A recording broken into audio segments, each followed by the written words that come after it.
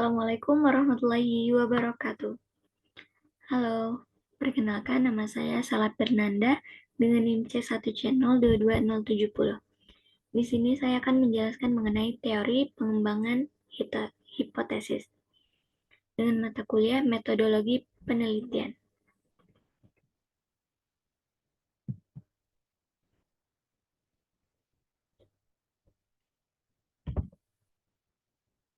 Pengertian teori. Menurut Kamus Besar Bahasa Indonesia, teori adalah pendapat yang didasarkan pada penelitian dan penemuan yang didukung oleh data dan argumentasi.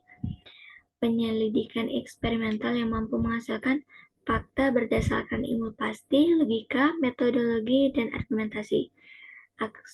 Asas dan hukum umum yang menjadi dasar suatu kesenian atau ilmu pengetahuan, pendapat, cara, dan aturan untuk melakukan sesuatu. Sini ada 3 jenis teori, yaitu yang pertama teori deduktif, teori induktif, dan teori fungsional. Selanjutnya itu ada fungsi dari teori. Teori itu memiliki fungsi sebagai suatu ikhtisar fakta dan hukum yang bisa diterapkan. Teori ini berfungsi untuk transformasi suatu teori baru, itu dapat mentransformasikan atau dapat mengadakan perubahan hubungan antara hukum dan fakta. Selain fungsi, di sini juga ada peran dan tujuan teori. Dari beberapa teori ini berperan membantu mendapatkan pengertian dan mengorganisasikan pengalaman.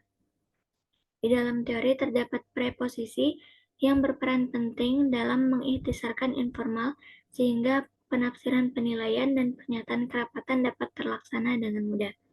Sedangkan teori ini memiliki tujuan yaitu untuk mendapatkan pemahaman mengenai sesuatu. Di sini ada sifat teori. Dari memiliki sifat keilmuan itu karena sifat keilmiahannya. Teori itu bersifat lentur dan dinamis. Sifat lentur dan dinamis ini berarti bahwa teori dapat mengalami penyesuaian apabila muncul data-data baru yang mengubah simpulan dan kerapatan. Selanjutnya, yaitu pengembangan hipotesis. Secara etimologis, kata hipotesis itu terbentuk dari 2 kata, yaitu hypo dan tesis. Hypo itu berarti kurang dan tesis berarti pendapat. Kedua kata itu kemudian digunakan secara bersama menjadi hipotesis dan penyebutannya dalam dialek bahasa Indonesia itu menjadi hipotesa. Kemudian berubah menjadi hipotesis yang maksudnya adalah suatu kesimpulan yang masih kurang atau kesimpulan yang masih belum sempurna, yang perlu disempurnakan dengan membuktikan kebenaran hipotesis itu melalui penelitian. Sebenarnya di sini ada dasar-dasar menyusun hipotesis. Yang pertama itu melalui teori ilmu pengetahuan.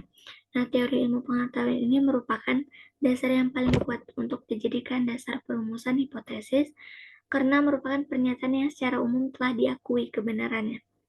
Selanjutnya itu ada penelitian terdahulu, lanjutkan dengan penelitian pendahuluan. Lalu yang terakhir yaitu logika atau akal sehat. Kita bisa merumuskan hipotesis atau atas dasar logika. Tapi jangan lupa, perumusan hipotesis yang didasarkan pada logika adalah rumusan hipotesis yang paling lemah. Selanjutnya yaitu kegunaan hipotesis. Kegunaannya yaitu memberikan batasan serta memperkecil jangkauan penelitian dan pekerjaan penelitian. Yang kedua itu menyiagakan peneliti pada kondisi fakta dan hubungan antara fakta yang kadangkala hilang begitu saja. Yang ketiga itu sebagai alat sederhana dalam memfokuskan fakta yang bercerai-berai tanpa koordinasi dalam suatu kesatuan penting dan menyeluruh.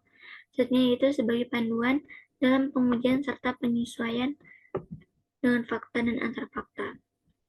Selanjutnya itu ada kriteria hipotesis yang baik.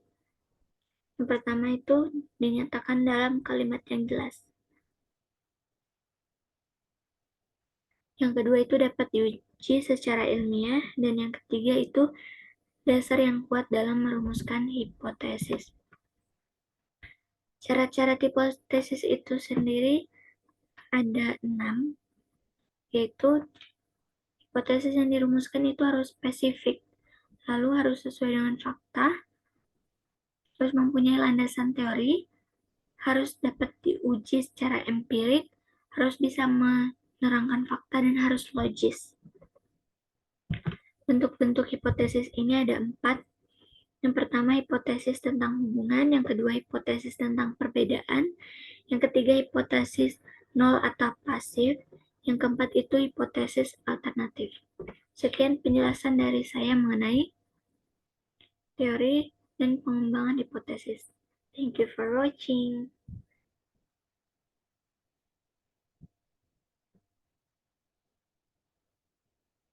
Assalamualaikum warahmatullahi wabarakatuh.